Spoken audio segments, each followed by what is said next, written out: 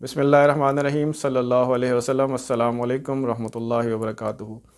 دوستو، اگر آپ اکثر گردن کے اندر درد کی شکایت کرتے ہیں، آپ کے شولڈرز کے اندر، آپ کے پورے بازو کے اندر اگر اکثر درد رہتا ہے اور اس درد کی وجہ آپ کی گردن کے مہروں کے مسائل ہیں، تو بہت زیادہ امکان ہے کہ آپ سروائیکل اسپونڈیلوسس کا شکار ہیں۔ اس ویڈیو میں آج کی ہم دیکھیں گے کہ سروائیکل اسپونڈیلوسس کیا ہوتا ہے، اس کی وجوہات کیا ہیں اور ہم اس کو کس طریقے سے ہومیوپیتھک میڈیسن کے ذریعے ٹریٹ کر سکتے ہیں۔ تو چلے سٹارٹ کرتے ہیں۔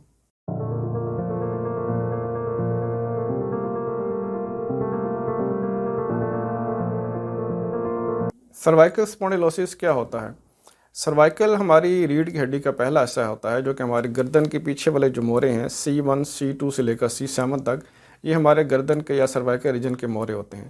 جب ان مہروں کے اندر کسی قسم کی کوئی خرابی پیدا ہو جائے، ان کے درمیان میں گیپ کم ہو جائے، یا وہاں پر جو اس کی ڈسک ہوتی ہے اس کے اندر کسی قسم کا پرابلم کریٹ ہو جائے، اور اس کی وجہ سے وہاں سے نکلنے والی جو نروز ہیں جو کہ وہاں سے نکل کے ہمارے بازو تک بلکہ ہماری انگلیوں کے پوروں تک جاتی ہیں، اگر وہ پریس ہو جائیں، ان کے اندر کسی قسم کی ایشو پیدا ہو جائے، ہرنیشن کریٹ ہو جائے یا بلگنگ کریٹ ہو جائے، تو اس کی وجہ سے جو سٹفنس کے مسائل، جو درد کے مسائل، جو ٹنگلنگ سینسیشن کے مسائل ہوتے ہیں، یا سن پن کے احساس ہوتا ہے اور شدید قسم کا پین ہوتا ہے، اس کنڈیشن کو ہم سروائیکل اسپونڈیلوسس کہتے ہیں۔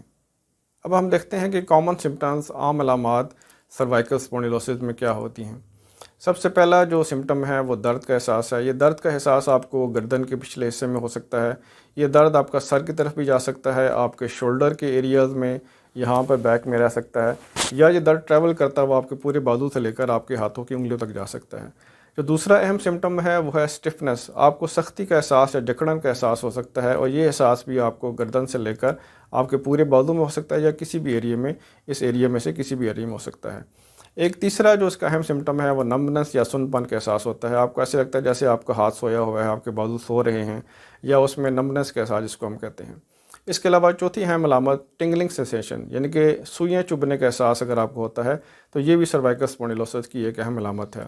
اس کے علاوہ بعض لوگوں کو ایک قسم کی فالجی کیفیت یا بہت زیادہ کمزوری کا احساس ہوتا ہے، جیسے اپنے بازو کو یا ہاتھ کو وہ مکمل طور پر یوز نہیں کر سکتے، یہ بھی اس کی ایک اہم علامت ہے۔ اب ہم دیکھتے ہیں کہ وہ کون سی ہماری ہیبٹس ہیں یا کون سی ایسی وجوہات ہیں جن کی وجہ سے سروائیکل اسپونڈیلوسس کا پرابلم کریٹ ہو سکتا ہے۔ سب سے کامن فیکٹر جو آج کل دیکھا جا رہا ہے وہ ہمارا لائف سٹائل ہے۔ اگر ہم گھنٹوں موبائل کو استعمال کر رہے ہیں اور لیپ ٹاپ کو استعمال کر رہے ہیں، اور اس کو استعمال کرنے کے دوران اگر ہماری گردن مسلسل جھکی بھی ہوتی ہے، تو اس کی وجہ سے ہمارے سروائیکل ریجن کے اوپر دباؤ پڑتا رہتا ہے، جو مسلسل دباؤ پیدا ہونے کے ساتھ ساتھ اس ایریا میں ڈیمیج کریٹ ہوتا ہے، اور ہماری جو نرو اینڈنگز ہیں وہ پریس ہوتی ہیں، جس کی وجہ سے یہ پرابلم کریٹ ہو سکتا ہے۔ اس کے علاوہ اس ایریا میں چوٹ کا لگنا، فریکچر ہو جانا، کسی قسم کا ٹیومر کی یہاں پر گروتھ ہونے کی وجہ سے بھی سروائیکل اسپونڈیلوسس کریٹ ہو سکتا ہے۔ ان تمام وجوہات کی وجہ سے جو کنڈیشن یہاں پر پیدا ہوتی ہے وہ تقریباً 4 قسم کی کنڈیشن ہوتی ہیں، جن کی وجہ سے سروائیکل اسپونڈیلوسس مزید آگے اس کو ہم کیٹیگرائز کر سکتے ہیں۔ سب سے پہلی جو کنڈیشن ہوتی ہے اس کو ہم کہتے ہیں ڈی ہائیڈریٹڈ ڈسک۔ یہ ایک ایسی کنڈیشن ہوتی ہے جس میں ہمارے دونوں موروں کے درمیان جو ڈسک ہوتی ہے اس کا جو میٹیریل ہوتا ہے وہ ڈرائی ہو جاتا ہے، جس کی وجہ سے اس کی جو تھکنس یا اس کی موٹائی کم ہو جاتی ہے، اور دو ڈسک کے درمیان جو سپیس ہے وہ کم ہوتی ہے، اور وہاں سے جو نروز اینڈنگز نکل کے ہمارے پورے شولڈر میں اور بازو میں جا رہی ہوتی ہیں وہ پریس ہو جاتی ہیں۔ دوسری ایک اہم وجہ ہے وہ ہے ڈسک پرولیپس یا ڈسک ہرنیشن۔ جو ہماری ڈسک ہوتی ہے جو دو موروں کے درمیان ہوتی ہے، بعض کا تو اس کا جو آؤٹر کورنگ ہوتی ہے وہاں پر کوئی کریک پڑ جاتے ہیں، اور اس کریک سے جو اس کے اندر جیلی لائک میٹیریل ہوتا ہے وہ باہر کی طرف نکل آتا ہے، اور باہر کی طرف نکل کے آنے کے بعد وہ ہماری جو نروز وہاں سے نکل رہی ہیں ان کے اوپر جا کے پریشر ڈالتی ہے، اور وہاں پر ایک ہرنیشن یا وہاں پر ایک سوزش کریٹ کرتی ہے۔ جو تیسری اہم کنڈیشن ہوتی ہے اس کو ہم کہتے ہیں اوسٹیوفائٹس یا بون اسپرز۔ اوسٹیوفائٹس کا مطلب یہ ہوتا ہے کہ عمر کے بڑھنے کے ساتھ ساتھ ہماری ریڑھ کی ہڈیوں کے اندر نوکیں پیدا ہو جاتی ہیں، یعنی کہ ہڈیوں کی نوکیلی ہڈیاں وہاں پر پیدا ہو جاتی ہیں، اوور گروتھ ہو جاتی ہے ہماری سروائیکل ریجن کے موروں کی ہڈیوں کے اندر، اور وہ جو نوکیں ہوتی ہیں یا جو بھار ہوتا ہے ہڈیوں کا، وہ جو نرو اینڈنگز ہوتی ہیں ان کو جا کے پریس کرتی ہے، اور اس کی وجہ سے وہاں پہ سوزش اور درد کی کیفیت اور باقی علامات پیدا ہونا شروع ہو جاتی ہیں۔ چوتھی وجہ ہمارے گردن کے اندر جو لیگامنٹس ہوتے ہیں ان کی سٹفنس یا بہت زیادہ سختی۔ जो लिगामेंट्स होते हैं हमारे सर्वाइकल रीजन में, जो हड्डियां और मसल्स होती हैं, उन दोनों को आपस में जोड़ने का जो अमल होता है या जोड़ने के वाला जो मटेरियल होता है उसको हम लिगामेंट्स कहते हैं। बाज़ का उम्र के बढ़ने के साथ साथ या बाद और वजूहात की वजह से इन लिगामेंट्स के अंदर बहुत ज़्यादा सख्ती या स्टिफनेस पैदा हो जाती है, जिसकी वजह से हमारी मूवमेंट गर्दन की बहुत ज़्यादा रिस्ट्रिक्ट हो जाती है और वहाँ पर बहुत ज़्यादा दबाव पड़ता है, जिसकी वजह से सर्वाइकल स्पॉन्डिलोसिस की अलामात पैदा होना शुरू हो जाती हैं।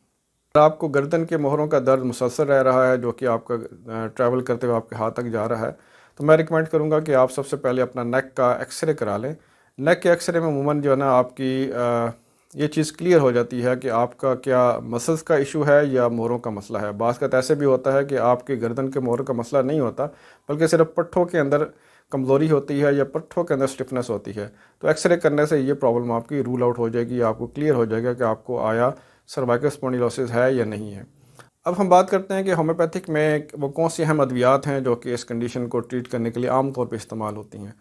सबसे पहले मैं रिकमेंड करूंगा कि इलाज स्टार्ट करने से पहले दिन एक अच्छी एंटी मियाज़मेटिक दवा जो कि मरीज़ की अलामात के मुताबिक हो वो तजवीज़ की जाए। एंटी मियाज़मेटिक दवाएँ सिफलिनियम, कार्सिनोसन, ट्यूबरकुलिनियम जो मिडरनम हो सकती है, लेकिन आम तौर पे देखा गया कि सिफलिनियम तमाम केसेस के ऊपर या मेजॉरिटी ऑफ केसेस के ऊपर अच्छा असर करती है। इसलिए मैं रिकमेंड करूंगा कि सिफलिनियम 1 mg की एक डोज पहले दिन देकर ट्रीटमेंट का आगाज़ किया जाए। दूसरे दिन मैं रिकमेंड करूंगा कि वेलिराना 1 mg की 3 डोजेज़ मरीज़ को, एक सुबह, एक दोपहर, एक शाम दी जाए। वेलिराना 1 mg के ज़रिए आपकी जो गर्दन के जो सर्वाइकल रीजन के अंदर जो मोरे हैं, जो वहाँ पर लिगामेंट्स हैं, वहाँ पर जो मसल्स हैं और वहाँ पे जो डिस्क की प्रॉब्लम्स हैं, इन सब के ऊपर वेलिराना का बहुत अच्छा असर होता है।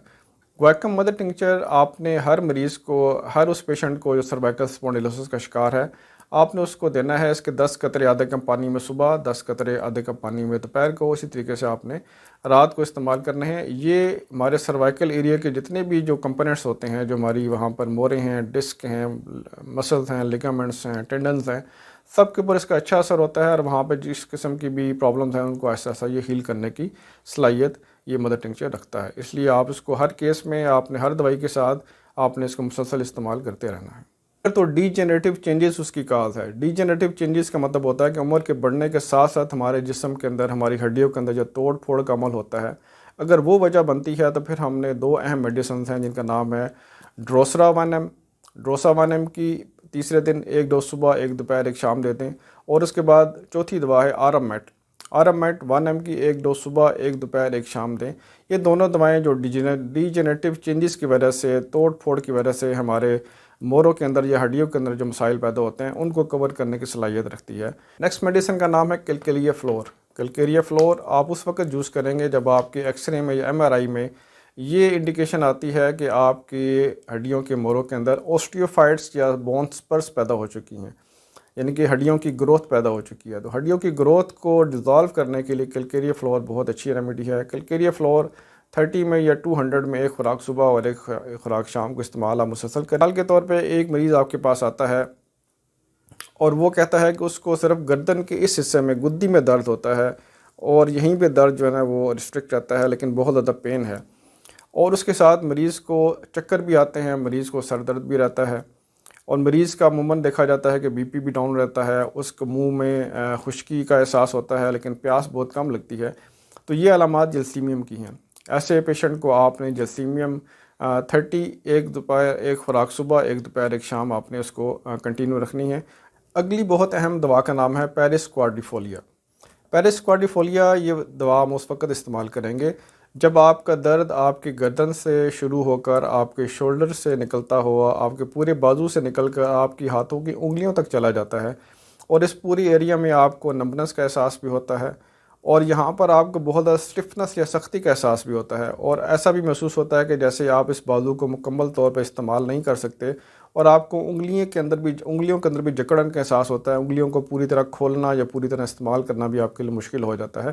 तो ऐसी सूरत में पेरिस क्वाड्रिफोलिया बहुत अच्छा काम करती है। आपने इस दवा को 200 के अंदर, पेरिस क्वाड्रिफोलिया 200, एक खुराक सुबह, एक शाम आपने मुसलसल इस्तेमाल करना है। दूसरी अहम दवा है सिलीशिया। अगर आपके मरीज़ को या आपको खुद अगर ये प्रॉब्लम है और आपका दर्द सिर्फ गर्दन तक महदूद है और वो दर्द आपका गर्दन से बढ़कर पीछे की तरफ बढ़ता हुआ आपके सर तक चला जाता है اور آپ کو اگر یا مریض کو سردی بہت زیادہ لگتی ہے، مریض سردی سے بہت زیادہ حساس ہے، تو اس کی دوا سلیشیا ہوتی ہے۔ سلیشیا 30 ایک خوراک صبح، ایک دوپہر، ایک شام آپ نے مسلسل یوز کرنی ہے۔ ہائپیریکم 1 mg، یہ دوا ہم اس وقت استعمال کریں گے جب گردن کے حصے میں یا سروائکل کے ریجن میں چوٹ لگنے سے، گر جانے سے، وہاں پر نروز کے ڈیمیج ہونے سے اگر آپ کو درد ہو رہا ہے تو اس وقت ہم ہائپیریکم یوز کریں گے۔ ہائپیریکم نروز کی انجری کی بہت بڑی دوائی ہے۔ جب ہم اس کو یوز کرتے ہیں تو نرو کے اندر جو انجری پیدا ہوتی ہے، جو ہرنیشن پیدا ہوتی ہے، اس کو یہ ٹھیک کر دیتی ہے۔ ہائپیریکم 200 یا 1 mg کی ایک خوراک آپ نے روزانہ رات کو سونے سے پہلے استعمال کرنی ہے۔ اگلی اہم دوا کا نام ہے سیمیسفیوگا۔ سیمیسفیوگا آپ یہ دوا اس وقت استعمال کریں گے جب آپ کی گردن میں درد ہے، اور گردن میں درد کے ساتھ ساتھ وہاں پر اتنی زیادہ سختی محسوس ہوتی ہے، آپ کو لگتا ہے جیسے آپ کے گردن کے پٹھے اکڑ کر پتھر کی طرح سخت ہو چکے ہیں۔ اگر آپ کو یہ کیفیت ہو، یہ علامت ہو، تو آپ نے سیمیسفیوگا 200 ایک خوراک صبح، ایک شام آپ نے مسلسل استعمال کرنی ہے۔ کاسٹیکم ہم دوا اس وقت استعمال کریں گے جب ہمارے اس نیک کے ایریے میں اور پورے بازو کے ایریے میں درد بھی ہے، درد کے ساتھ ساتھ وہاں پر بہت زیادہ کھچاؤ کا احساس آپ کو ہوتا ہے، اور ساتھ ساتھ آپ کو نمبنس یا سن پن کا احساس ہوتا ہے، اور آپ کو ایسے محسوس ہوتا ہے جیسے اس پورے بازو میں فالجی کیفیت سی آ گئی ہے اور آپ اس بازو کو مکمل طور پہ صحیح طریقے سے استعمال نہیں کر سکتے، کمزوری کا احساس ہوتا ہے، تو وہاں پر ہم کاسٹیکم کو استعمال کریں گے۔ کاسٹیکم 200 صبح شام آپ نے استعمال کرنی ہے۔ ایک اور اہم دوا کا نام ہے کالمیا۔ کالمیا 200 میں آپ نے صبح شام اس وقت استعمال کرنی ہے جب آپ کے بازو میں یا اس ایریا میں آپ کو درد کے ساتھ ساتھ ٹنگلنگ کا احساس یعنی کہ سوئیاں چبھنے کا اگر احساس ہو تو آپ نے کالمیا کو استعمال کرنا ہے۔ اب آخر میں آپ سمرائز کر دیتا ہوں کہ آپ نے ان ہومیوپیتھی میڈیسنز کو استعمال کیسے کرنا ہے، کون سی میڈیسن یوز کرنی ہے اور کون سی یوز نہیں کرنی۔ تمام کے تمام پیشنٹس میں پہلے دن سفلینم 1 mg کی 3 خوراکیں، ایک صبح، ایک دوپہر، ایک شام۔ دوسرے دن ویلیرانا 1 mg کی ایک خوراک، ایک صبح، ایک دوپہر، ایک شام۔ اور اس کے بعد روزانہ صبح اور شام گویکم مدر ٹنکچر کے 10 قطرے آدھے کپ پانی میں آپ نے ہر مریض کو دینے ہیں۔ یہ 3 دوائیں تو سب کے لیے کامن ہو گئی۔ اس کے بعد جو میں نے باقی ساری دوائیاں بتائی ہیں، ہر دوا کے ساتھ میں نے اس کے کچھ سمٹم یا کاز بتائے ہیں۔ جو سمٹمز آپ کے ساتھ میچ کر رہے ہوں آپ نے وہ دوا استعمال کرنی ہے، اور اسی کے ساتھ آپ کی پرابلم انشاءاللہ بہتر ہونا شروع ہو جائے گی۔ اگر آپ کو پھر بھی کنفیوژن ہے تو آپ اپنے قریبی ڈاکٹر سے بھی رجوع کر سکتے ہیں، یا میرے سے بھی کویشچن کر کے علاج کرا سکتے ہیں۔ السلام علیکم ورحمۃ اللہ وبرکاتہ۔